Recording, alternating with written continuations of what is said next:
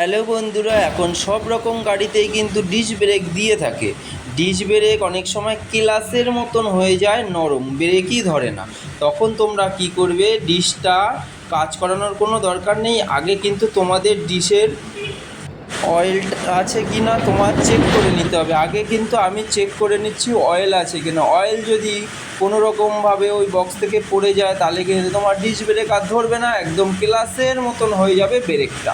তাই কিন্তু আমি আগেই কিন্তু ডিশের বক্সটা খুলে দেখে নিচ্ছি যে অয়েল আছে কি না। চলো, আমি কিন্তু খুলে ফেলেছি অলরেডি, তোমরাও দেখতে থাকো কি সমস্যা হয়েছে। দেখো বন্ধুরা, এটার কিন্তু অয়েল শেষ হয়ে গেছে, একদমই অয়েল নেই।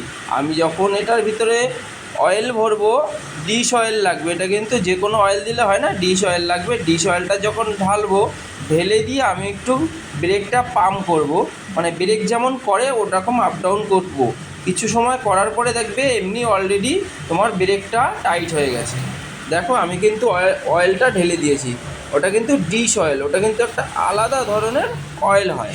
ওটা কিন্তু বেশি তোমার লাগবে না। একটা পট কিন্তু কিনে নিলে 100 গ্রামের তোমার অনেক দিন চলে যাবে। 35 টাকা দাম নেয়, ভালো নিলে একটু বেশি দাম নেবে। যাই হোক, তোমার এখন দেখো আমি কিন্তু অয়েলটা ঢেলে দিয়েছি। এখন ডিশ ব্রেকটা পাম্প করব, অলরেডি কিন্তু আমার ডিশটা টাইট হয়ে যাবে, ব্রেকটা ধরবে। দেখো, তোমরাও কিন্তু আগে এরকম খুলে দেখে নেবে অয়েলটা আছে কি না, তাহলে কিন্তু তোমার ডিস্ক ব্রেক তোমরা নিজেরাই ঠিক করে নিতে পারবে, কোনো রকম সমস্যা আসবে না। দেখো, ওই যে আমি কিন্তু পাম্প করা শুরু করে দিয়েছি। দেখো, আমার কিন্তু ব্রেক অলরেডি ঠিক হয়ে গেছে। দেখো, ওই দেখো টাইট হয়ে গেছে পুরো, কোনো ক্লাসের মতো না থাকলো না। তোমরাও এরকম করে নেবে।